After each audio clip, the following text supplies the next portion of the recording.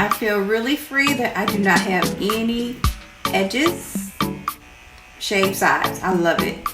And like I said, it creates a whole nother hairdo.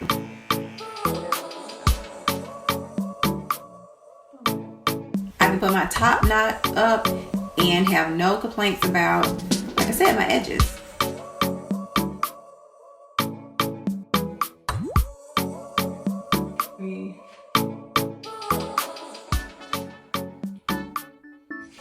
So what we're gonna do,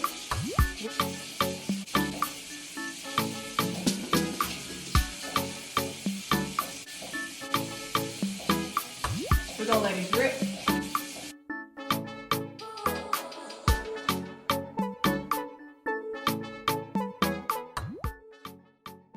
For me, I only have to use water and oil, and it lays my hair down for a good amount of time. We're not going to use edge control. Some people don't have to use. I don't have to use oil and some rose water. That's the beauty of locks. You can do whatever it is you want to do.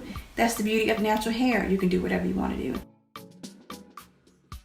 So if you've been wondering how I do my edges, that is how. I'm going to show you the other side as well.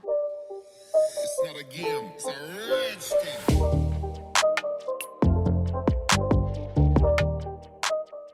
So if you've been thinking about doing something different, just have fun with your locks. You know, you can always start a new set, whatever. I have no complaints about, like I said, my edges. So here's one side, here's the other side. Gone. So I cut my sides off because they were the weakest links, and I didn't have time for any weak links, okay? And so with that being said, I gave myself a haircut, chopped it off, and I feel really free. So when I put my hair up, I don't feel any weight on my edges or anything like that.